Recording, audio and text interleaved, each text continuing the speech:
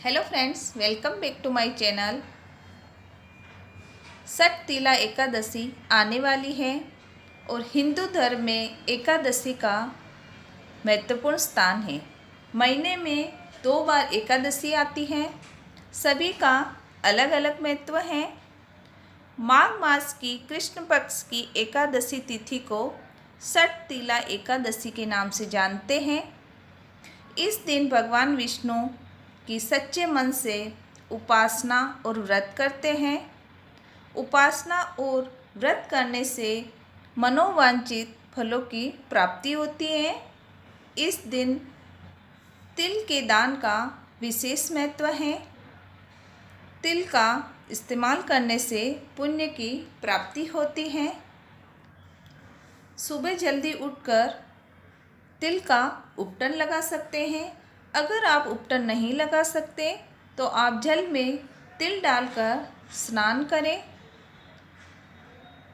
तिल को 6 तरीकों से कैसे इस्तेमाल कर सकते हैं।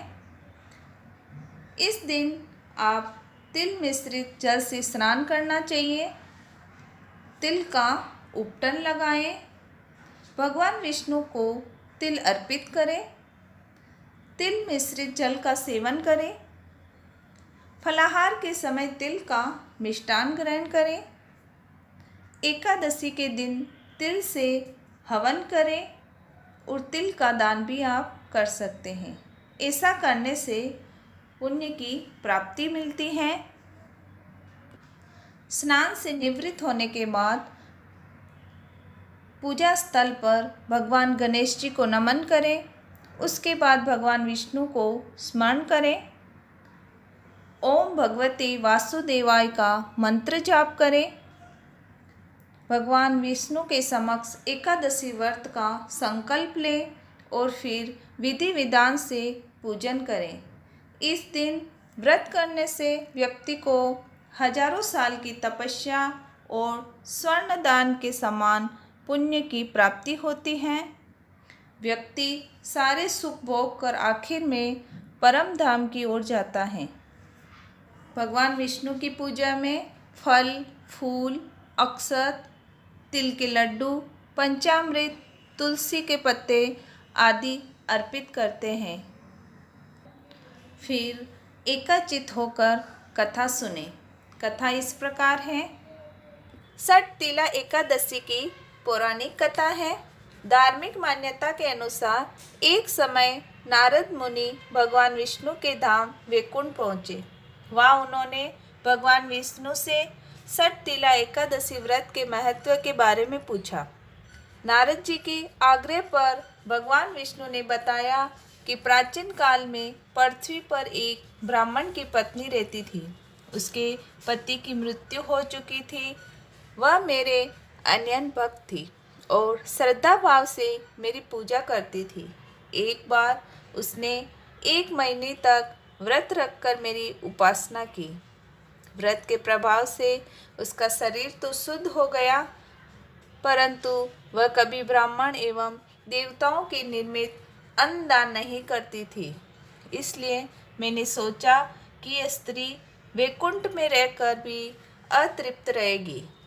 अतः मैं स्वयं एक दिन उसके पास भिक्षा मांगने गया। जब मैंने उसे भिक्षा की याचना की तब उसने एक मिट्टी का पिंड उठाकर मेरे हाथों में रख दिया। मैं वह पिंड लेकर अपने धाम लौट आया। कुछ समय बाद वह देह त्याग कर मेरे लोक में आ गई। यहाँ उसे एक कुटिया और आम का पेड़ मिला।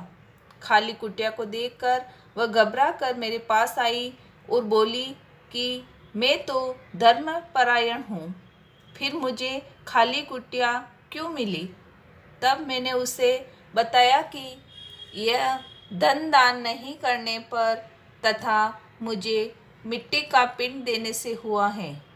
मैंने फिर उसे बताया कि जब देव कन्याएं आपसे मिलने आए तब आप अपना द्वार तभी खोलना जब तक वे आपको सठ तिला एकादशी के व्रत का विधान न बताएं। स्त्री ने ऐसा ही किया और जिन विधियों को देव कन्या ने कहा था उस विधि से षट तिला एकादशी का व्रत किया। व्रत के प्रभाव से उसकी कुटिया अन्न धन से भर गई।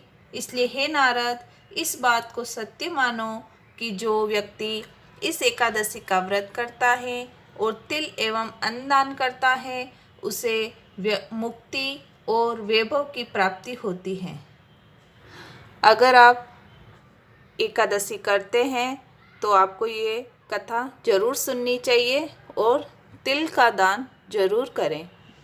आई होप ये वीडियो आपको पसंद आए। सब्सक्राइब करना ना भूलें। कमेंट बॉक्स में कमेंट जरूर करें। Thank you.